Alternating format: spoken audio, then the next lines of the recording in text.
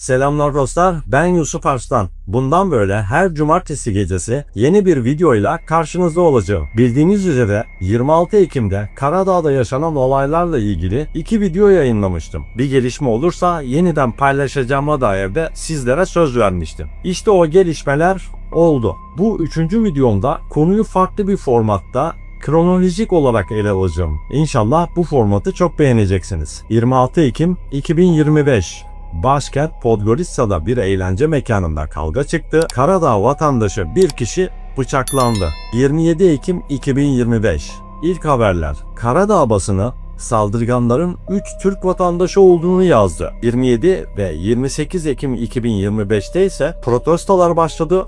Türk'ü öldür, defolsun Türkler sloganlarıyla gösteriler yapıldı ve bazı Türk işletmeler maalesef saldırıya uğradı. 28 Ekim 2025 Başbakan Milojko Spajic X hesabından açıklama yaptı. Türk vatandaşlarına vize serbestisini geçici olarak askıya alacaklarını duyurdu. 29 Ekim 2025 Karadağ hükümeti kararı onayladı. Vize uygulaması resmen yürürlüğe girdi. 30 Ekim 2025 olayın faali Türkiye vatandaşı değil, Azerbaycan vatandaşı olarak açıklandı. 31 Ekim 2025 Türkiye Dışişleri açıklamasında Türk vatandaşlarının güvenliğinin sağlanması için Karadağ makamlarıyla koordinasyonun sürdüğünü bildirdi. Dışişleri Bakanı Hakan Fidan, Başbakan Spajic ve Dışişleri Bakanı Ervin İbrahimovic de telefon görüşmesi yaptı. 1 Kasım 2025 Türkiye'nin Podgorica Büyükelçisi Barış Kalkavan, vize kararının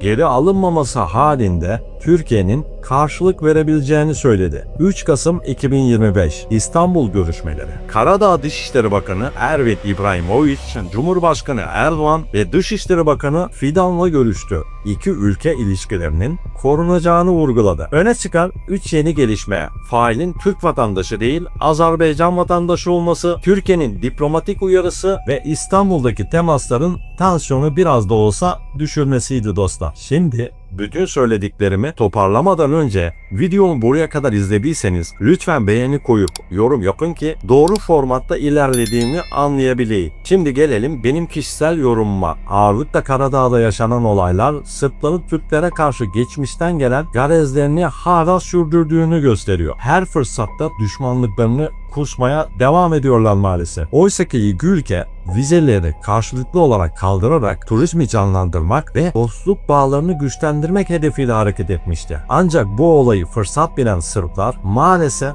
amaçlarına ulaşmış gibi görünüyorlar. Bu olayın birinci boyutu. İkinci boyutu ise Karadağ'ın Avrupa Birliği'nin kapısında olması. AB'ye uyum sağlamak için Türkiye'ye vize uygulaması zaten gerekecekti. Bu olay onlar için sadece uygun bir bahane olmuş oldu. Ama bu bahane büyük bir diplomatik hata olarak da tarihe geçti maalesef. Önümüzdeki hafta gerek Karadağ gerek Türkiye basınından gelen resmi açıklamalarla sizleri bilgilendirmeye devam edeceğim. Benzer videoların gelmesi için bu iletiye beğeni koyarsanız çok sevinirim. Ben Yusuf Arslan. İyi günler. Beğen, abone ol, paylaş. Da da da da da da da da.